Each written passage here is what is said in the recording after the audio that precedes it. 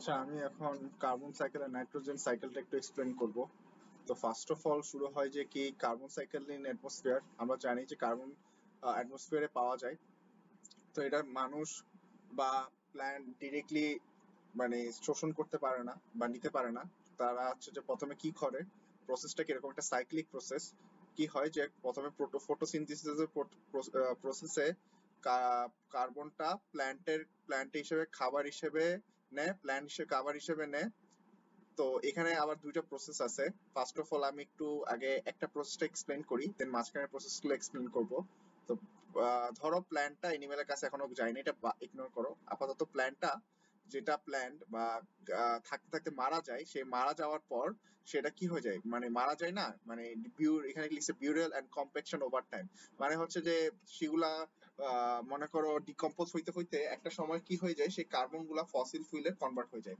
তো সেই fossil fuel গুলো যখন আমরা পুড়াই, সে পুরানোর পর কি হয়, সেটা আবার কার্বনে পরিণত হয়। আবার কি হয় যে আমরা যে গাছ গাছ কেটে গাছ পুড়াই, সেটাও আবার কার্বন কার্বনে রূপান্তর হয়ে যায়। আবার কি হয়, আমাদের যে ভলকানিক এরাপশন হয়, ভলকানিক এরাপশন তো আমরা জানি যে ভলকানের মধ্যে যে এরাপ্ট হয়, যে ভলকানিক এরাপশনটা হয়, সেটার কারণেও কিন্তু কার্বন প্রডিউস হয়। এভাবে কার্বনটা প্রডিউস হয়। এখান থেকে একটু প্রডিউসড একটু জিনিসটা বুঝাই দিই।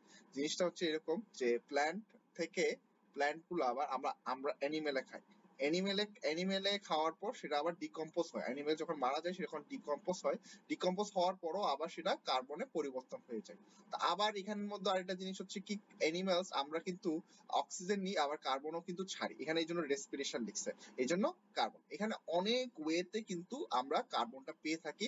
প্রথমে হচ্ছে ফসিল ফুয়েল পুরানোর কারণে, তারপর উডের পুরানোর কারণে, তারপর এরাপশন, ভলকানিক এরাপশন হওয়ার কারণে, তারপর অ্যানিমেল রেসপিরেশন মানে অক্সিজেন, মানে যখন আমরা নিঃশ্বাসটা ছাড়ি তখন একটা কার্বন প্রডিউস হয়। তারপর যখন আমরা অ্যানিমালস গুলা বা মানুষ বা অ্যানিমালস মারা যায়, তখন ডিকম্পোজ হয়, তখনও কিন্তু কার্বন প্রডিউস হয়। এইভাবে হচ্ছে কার্বন নেচারের কাছে আবার ব্যাক চলে যায়। ঠিক আছে? তো এটা হচ্ছে একটা সাইক্লিক প্রসেস। তো এটা হচ্ছে কার্বন সাইকেল। এটা হচ্ছে একদম ইজি, এটা বুঝার তেমন আহামরি কিছু নেই। বুঝার জিনিস হচ্ছে নাইট্রোজেন সাইকেল। নাইট্রোজেন সাইকেলটা জিনিসটা কি একটু দেখি। অ্যাটমসফিয়ারে 78% হচ্ছে নাইট্রোজেন আছে। সেই নাইট্রোজেনটা কিভাবে ডিরেক্টলি কিন্তু প্ল্যান্ট আর এনিম্যাল জাস্ট লাইক কার্বন নেয় না। ওরা কিভাবে করে, জিনিসটা হচ্ছে এরকম যে fixation by lightning and bacteria. একটা ফিক্সেশন একটা প্রসেস আছে, যেটা আমরা একটু ডিটেলে না যাই, যেটা মনে রাখো যে একটা প্রসেস, ফিক্সেশন একটা প্রসেস। সেটা লাইটনিং এর ক্ষেত্রেও হয় বা ব্যাকটেরিয়ার ক্ষেত্রেও হয়। সেটা কি হয় যে অ্যাটমসফিয়ারটা N2টা সিম্পল নাইট্রোজেনে কম্পাউন্ডে ফর্ম করে, বা নাইট্রেটস এ ফর্ম করে, বা নাইট্রাইটস এ ফর্ম করে, বা অ্যামোনিয়াম কম্পাউন্ডে ফর্ম করে। ফর্ম করার পর কি হয়, সেটা প্ল্যান্ট খায়। হ্যাঁ, প্ল্যান্টটা নেয়। প্ল্যান্টটা নেওয়ার পর তাদের প্ল্যান্ট মেটাবলিজম নিয়ে প্ল্যান্টটা খায়। নেওয়ার পর কি হয়, নেওয়াটা কি হয়, হচ্ছে যে নেওয়ার নেওয়ার পর সেটা আবার এনিমেলসে খায়। এনিমেলসে নেয়, হ্যাঁ, এনিমেলসে আমরা যেটা খাই না, আমরা যে প্ল্যান্টটা খাচ্ছি সেটার ভিতরে যে নাইট্রোজেন আছে সেটা আমরা খাচ্ছি।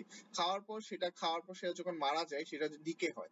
ডিকে হওয়ার পর আবার সেটা কি হয়, সিম্পল নাইট্রোজেনে কনভার্ট হয়ে যায়। সিম্পল নাইট্রোজেনের পর ডিনাইট্রিফাইং ব্যাকটেরিয়ার কারণে আবার অ্যাটমসফিয়ারে চলে আসে। তারপর এখানের মধ্যে কি হচ্ছে, এখানের মধ্যে হচ্ছে প্ল্যান্টটা যখন মারা যায়, মনে করো just like carbon cycle, plant যেটা আনইউজ প্ল্যান্ট থাকে, যেটা যখন মারা যায়, তখন কি হয়, সেটা আবার ডিকে হয়।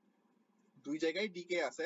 আমি আসলে একটু কনফিউজড আছি এখানে কেন দুইবার ডিকে লিখছে। তত আমি এটা মুখস্থের মতন করে যাচ্ছি, যে এখানের মধ্যে মুখস্থর মতন করে যাচ্ছি যে প্ল্যান্টটা যখন মারা যাচ্ছে, সেটা হচ্ছে প্ল্যান্ট মেটাবলিজম আর ডিকের কারণে কি হয়, সেটা আবারও সিম্পল নাইট্রোজেনে কনভার্ট হয়, আবার ডিনাইট্রিফাইং ব্যাকটেরিয়ার কারণে নাইট্রোজেনে অ্যাটমসফিয়ারের মধ্যে ব্যাক যায়। অ্যানিমেলও ডিকে হওয়ার পরও নাইট্রোজেন, মানে এখানে হচ্ছে দুইজনই হচ্ছে মরে যাওয়ার পরটাই সিম্পল নাইট্রোজেন কম্পাউন্ড ফর্ম করে, তারপর ডিনাইট্রিফাইং ব্যাকটেরিয়ার কারণে আবার অ্যাটমসফিয়ারে নাইট্রোজেন চলে আসে। তো এটাও হচ্ছে সাইক্লিক প্রসেস, যে একটা প্রসেসের মাধ্যম দিয়ে কিভাবে আবার নাইট্রোজেন ব্যাক করে অ্যাটমসফিয়ারে। এটা একদম সিম্পল প্রসেস, এটা আসার চান্স একটু বেশি।